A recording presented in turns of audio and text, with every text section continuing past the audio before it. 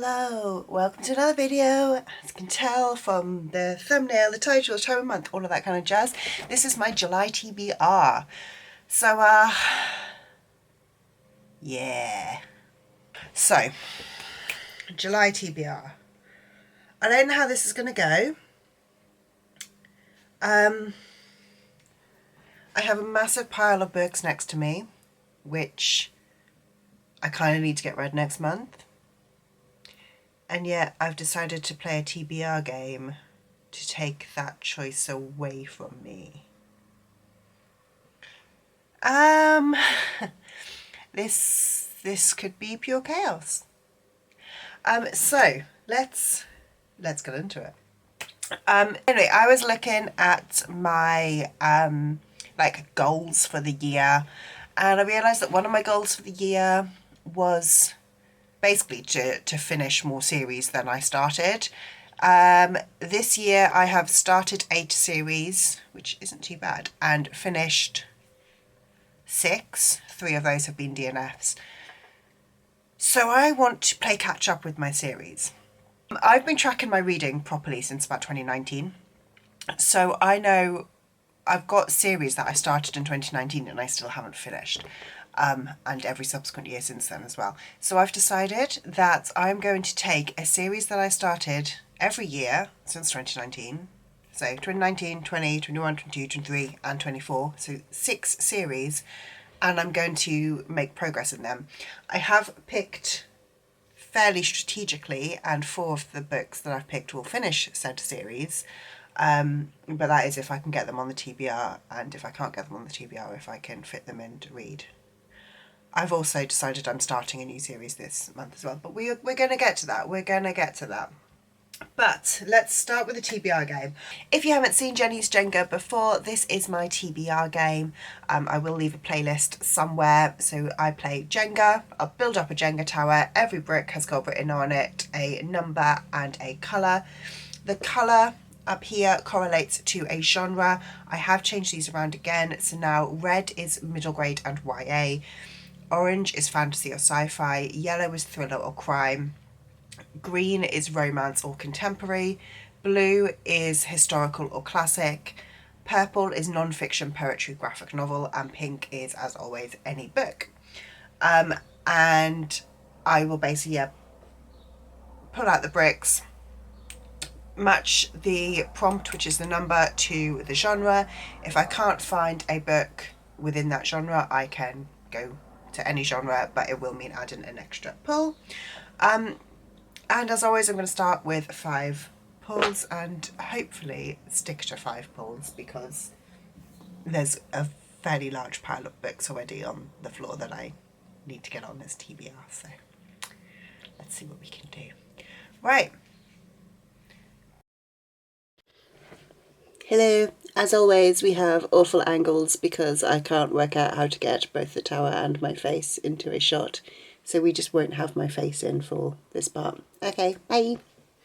So, pull number 1. Oh, you feel loose. That is yellow 38. So, remind myself again, yellow is crime and thriller, and prompt number 38 is self-destruct. Okay, pull number 1, we had a thriller that is self-destructing. So I went to my self-destruct list and I pulled out The Hike by Lucy Clarke. However, I had a thought that actually I have another book that I need to read this month that is also on my self-destruct pile, which is not a thriller, which is The Obelisk Gate by N.K. Jemisin. So I think I'm going to take the punishment and I'm going to put on The Obelisk Gate, not The Hike. So book number 1 is The Obelisk Gate by N.K. Jemisin. This is book 2 in the Broken Earth series. I did actually start reading it last year. I got partway through and I put it down because I was reading it for a readathon and I didn't have time to finish it within the month. Not because I wasn't enjoying it, I just ran out of time. So I do want to finish this one and make progress in the series. Pull number 2. I'm going one at the back here. Red 36. So that is a middle grade or YA published last year. Pull number 2 was a middle grade or YA that was published last year, so published in 2023. And I'm going with Foul Heart's Huntsman by Chloe Gong. This is the sequel to Foul Lady Fortune. It is the second in the duology, so it will finish off that duology. This one is fairly chunky, but was published last year. I really love Chloe Gong's writing. I genuinely enjoy everything that I've read from her, so I'm excited to... Pull number 3. Let's go with this one. Yellow 3, that's another crime thriller. A book by a new to me author. Pull number 3 is a thriller which is a new to me author. So I've decided to go for Riley Sager, Lock Every Door. I've never read anything by Riley Sager before, and I'm intrigued. I've gone for Lock Every Door. I have a couple Riley Sagers. So I've got Survive the Night and Last Time I Lied. I also have got an arc of Middle of the Night. So this one is kind of, to be totally honest, a bit of a Riley Sager placeholder. This one, it follows someone who has a new job as an apartment sitter. But the rule is no one is allowed to visit the apartment, and you're not allowed to spend any time away from the apartment until she sort of breaks. I think she then kind of like breaks the rule, and I don't really know quite what it's about, but it's meant to be kind of scary but thrilling, so I'm excited to try Riley Sager. I don't know if this is the best one to start with, but like I said, it's going to be kind of... Pull number 4. Let's see. Whoops. Okay, we're quite wobbly. Blue 12. That's getting towards the colours that I don't like. That's a historical or a classic, and the oldest book on my TBR. Pull number 4 is a historical fiction classic that is the oldest on my TBR.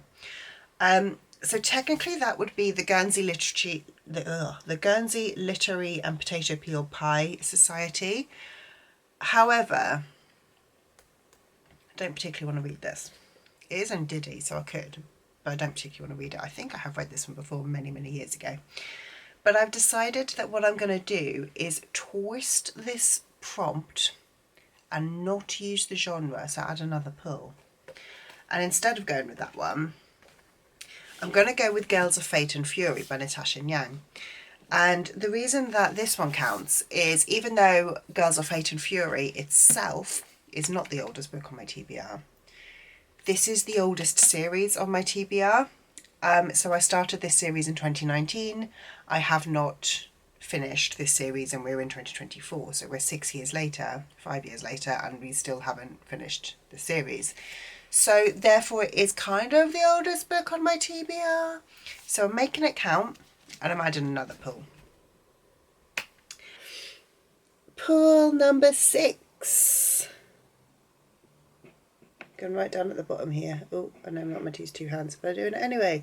Red 29. My God, what are with all these reds? An odd page count. Pull number 5 was a YA or middle grade with an odd page number. And for that one, I'm going with The Blood Traitor by Lynette Noni. This is book 3 in the Prison Healer series. And the final page ends on page number, can we see there, 439. So it's an odd page count. And it's another series that we finished. Pull number 7. Going, oh, right out the side there. Another bloody red, 8. An arc.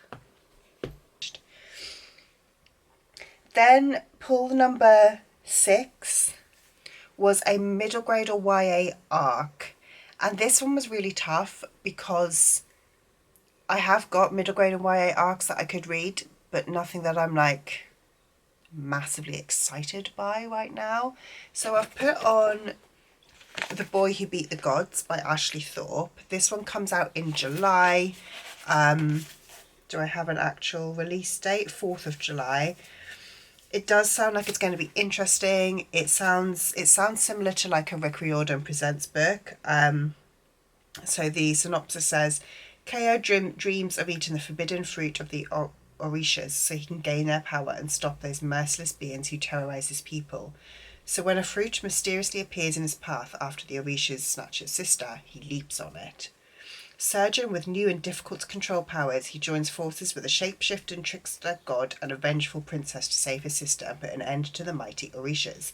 But each has more fearful powers than the last, and Ko's stolen half-god strength won't last forever. So I believe that this is inspired by, I want to say, West African gods. But it does sound really interesting. It sounds like it's going to be a fun read. But yeah, like I said, it's not one that I'm sort of like is on my radar right now, but it's on my TBR now. And then finally, okay, so yeah, I can't count. That was only 6 pulls. So what I'm going to do, because I have dismantled my tower, I'm just going to pull a block from the box, which is Orange 37. And that is my 7th and final pull, assuming that I can actually get a book to match. That is fantasy with a simple cover. Okay, we can get pull number 7, which I forgot to do. But that was a fantasy or sci-fi with a simple cover, and I'm going with Ship of Magic by Robin Hobb. So this one, I am wanting to read this month anyway. I think it is a fairly simple cover. It has just got like the one element, which is the flag. Like, you know, it's not overly complicated. Ship of Magic, what's that one about? Ship of Magic is the first book in the second saga of The Realm of the Elderlings. Book 1 of the Live Ship Traders. Wow, come on. And this one, there's these boats, they're called like wizard ships, where if 3 generations of the same family die on the deck of the boat will kind of come to life. And I believe this one opens with the 3rd generation about to die, but as the ship becomes sentient, he doesn't leave the ship to the person who everyone thought he would, his daughter. He leaves it to somebody else, I think. So I have heard fantastic things about this series, and I'm very excited to continue The Realm of the Elderlings, finally. So this is my fairly chunky TBR from Jenny's Jenga. However, there's more. And I wanted to read, try and make progress in a series of every year that I've been keeping track of my series. And I've got quite a few of them on this stack, which is good. So let's run through those ones. My 2019 book is Girls of Fate and Fury. So this is, like I said, book 3 in the Girls of Paper and Fire series, which I started in 2019 and haven't made progress in. My 2020 series, I've actually only got 2 series that I started in 2020 that I haven't finished. One of them is Raybearer, but I want to reread that one, so I don't want to count it here. The other one is Heartstopper. So I started Heartstopper in 2020. I'm now up to volume 4. I have purposely been reading Heartstopper slowly because I know there's only like a limited amount, and they're just so cute to kind of like just read a little bit at a time. So I'm excited to pick up Heartstopper again. In 2021, I am going with The Blood Traitor by Lynette Nonny. So this is book 3 in the Prison Healer series, which again, like I said, started in 2021. I've already gone through what this... Have I gone through what this one is about? I don't think I have. So The Prison Healer follows our main character, who is basically imprisoned, and she is the healer within said prison. And there's this kind of series of trials in the first book. of course we know what happens when there's kind of deathly trials. We're now up to book 3, and the world has expanded, and the political intrigue and plot has expanded as well. 2, I started the Broken Earth trilogy with the 5th season. I'm now up to the Obelisk Gate. I cannot tell you what this book and this series is about because I have literally no clue. The 5th season, we're following 3 points of view, 3 characters, as the world is entering a 5th season, which is basically where the world ends. It's told, like, I think there's one character told in first person, one in second person, one in third person. They're in different times as well. This one follows on from the ending of the 5th season, so I can't really tell you too much about it, but I really enjoyed the 5th season, and like I said, I started this one before. I did enjoy what I read of it, but I just haven't made progress. 2023, we're going with Foul Heart Huntsman. So I read Foul Lady Fortune in 2023, and now I want to finish off the duology. This is a kind of spin-off duology from These Violent Delights. So this one we follow a character who we met in These Violent Delights, and it's kind of like set about 5 years after the end of that duology. It's again full of political intrigue. I can't really tell you too much about this one because it's in the same world as These Violent Delights. I can't really tell you where we start without spoiling the end of These Violent Delights duology. And yeah, so anyway, it's great. Just read everything else, please. That'd be grand, thanks. And my 2024 series, which I want to make progress in, or well, finish, be Unfortunately Yours by Tessa Bailey. This is a sequel to Secretly Yours. Secretly Yours? Yeah, Secretly Yours. Wasn't the biggest fan of Secretly Yours, so I'm hoping that Tessa Bailey pulls through for me, because she normally does. But yeah, this is my 2024. So these are the series that I'm wanting to make progress in. There are then 2, like, I guess, read-alongs that I'm taking part in. First of all, like I said, Ship of Magic by Robin Hobb. I am wanting to join in with Leanne at Literary Diversion's Fits Along. Because I've read the first trilogy, I didn't join in from the beginning, but I'm jumping in now. This is the book for July and August. Normally, when it's 2 months for a book, I read it in the second month or like just before the live show, but I want to put this one on my July TBR because it is 880 pages. I know that Robin Hobb is quite slow. I know that the books take me a while to get into, so I want to give myself the best chance of actually keeping up with this read along by starting it in July. However, if this one does kind of get rolled over, it's not going to be the end of the world. And finally, I'm also adding on The Trouble with Peace by Jo Abercrombie. This is book 2 in the second trilogy in the First Law universe. Oh, words. So this is the catch-up book club run by Becca at Becca on the Books. I have just finished reading the first book, which was A Little Hatred, which I really enjoyed. So I'm excited to get into The Trouble with Peace. I am behind in this read along.